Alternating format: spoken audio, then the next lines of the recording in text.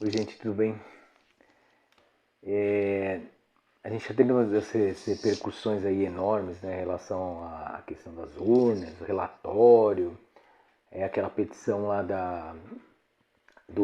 daquela coligação, né, dos partidos lá do Bolsonaro e assim por diante, referente às urnas, e uma coisa que não procede, uma coisa completamente fora da, da casinha, vamos dizer assim, né?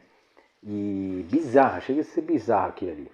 Bom, na verdade, o que o pessoal realmente quis fazer, tá? E o que e como o TSE respondeu a respeito das urnas? Bom, primeiro assim, gostaria de falar uma coisa. É muito fácil a gente perceber assim que o bolsonarismo, né? Eles não seguem assim o método científico. O que seria seguir o método científico, né?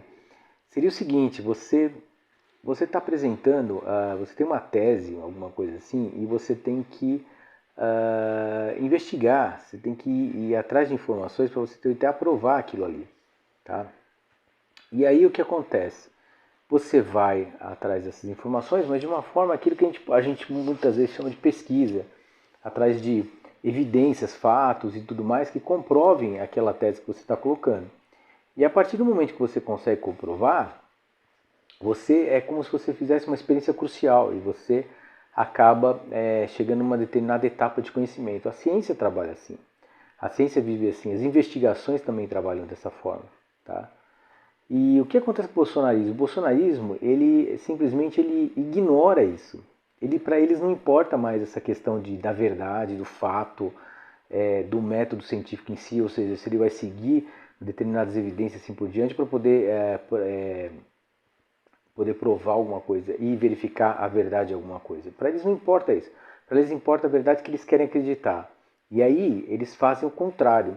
Aí eles fazem uma alteração de toda a narrativa para que fazer com que aquilo ali que eles estão falando seja verdade. Bom, isso, o que está acontecendo agora com esse negócio de urna é exatamente isso, tá? Nós temos ali um presidente que não quer aceitar a derrota. Nós temos uma coligação de partidos que investiu muito nessa questão dele como presidente da República e se privilegiava disso, tá?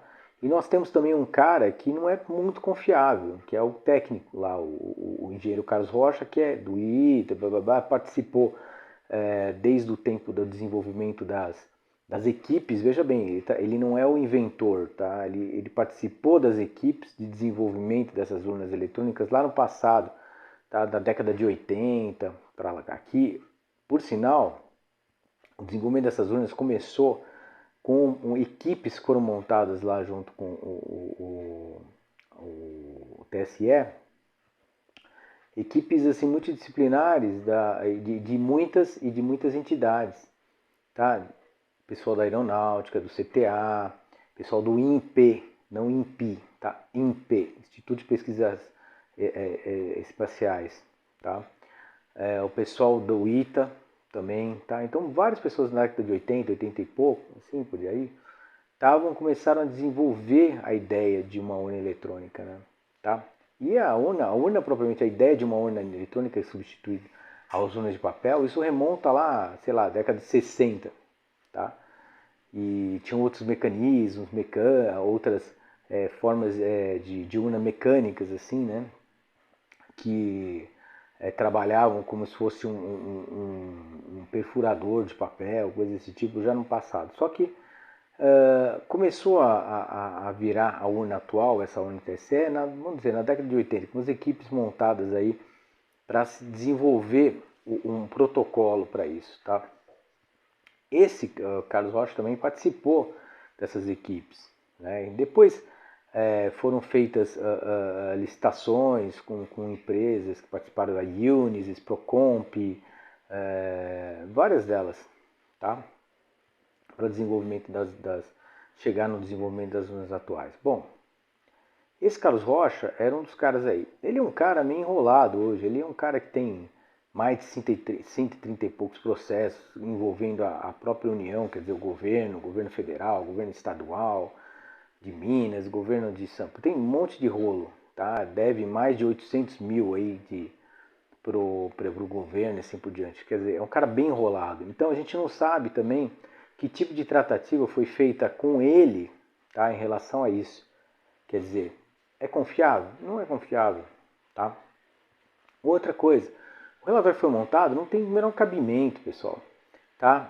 Essas urnas elas têm vários mecanismos de rastreabilidade.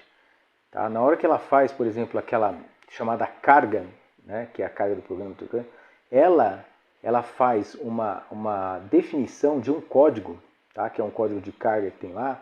Tá? E essa definição você pode relacionar, tá? Cada urna, quer dizer, com o número interno que essas urnas têm, relacionar com esse código de carga que é gerado, baseado, quando você faz o carregamento do programa, você também, que é um carregamento público, tá? Determinado por uma lei, assim por diante, num determinado dia, então é feita aquela carga do programa, nessa carga do programa é relacionado um número interno que tem em cada urna com o programa que foi carregado ali, tá? com a zona que vai ser usada aquela urna, tá? E um monte de coisas que são relacionadas àquele posicionamento para a identificação daquela urna é gerado baseado nessas informações de para onde quer que essa urna vai e assim por diante. Isso daí, inclusive, é registrado em log, tá? O log da urna.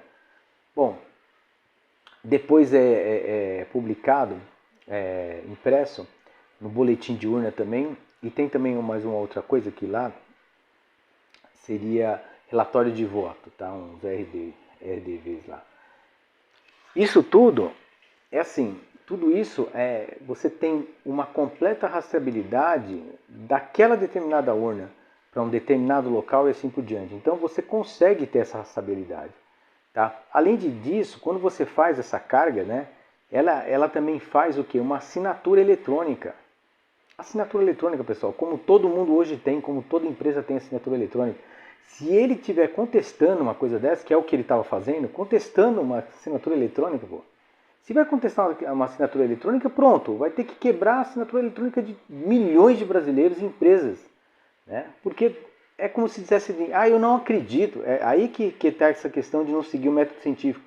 Eles não acreditam nessa questão dos procedimentos, nos protocolos e assim por diante, que são montados de acordo com uma lógica científica, entendeu? Eles não acreditam nisso. Então, se você tem lá, por exemplo, uma certificação eletrônica, uma assinatura eletrônica, que é gerada na urna, você tem que acreditar que aquela assinatura é importante. Senão você não acredita em mais nada no Brasil, porque é tudo certificação eletrônica hoje. Né? Cai tudo por terra. Então a gente vai contestar todo o sistema do Brasil inteiro, de tudo, absolutamente de tudo, de empresas, de pessoas, assinatura de qualquer um. Eu mesmo faço muitas assinaturas eletrônicas. Tá? São certificações como tem nas urnas. Entendeu? Então, ele estava dizendo que não tem como você fazer essa rastreabilidade de cada urna, porque não tem um número. Tem um número sim, tem um número interno, e ainda tem esses números que são gerados após a carga, e tem as certificações, assinaturas eletrônicas. Então, ele está completamente equivocado no que ele está falando. Ou seja, como a gente sabe que o cara é um dos caras que participou do início disso tudo, então ele não está equivocado. Ele está de má fé. Por isso que o Alexandre de Moraes colocou o resultado da análise ali como o quê? Litigância de má fé. Né? Porque eles estão de má fé. Simples assim. Eles podem provar. E o TSE fez um relatório maravilhoso sobre isso, fora a própria a resposta do Alexandre de Moraes, que também foi perfeita. Então é isso aí, pessoal. Eles tentaram um golpe, tá? Mas não conseguiram. Tá bom? Um abraço para vocês. Tudo de bom. Tchau, tchau.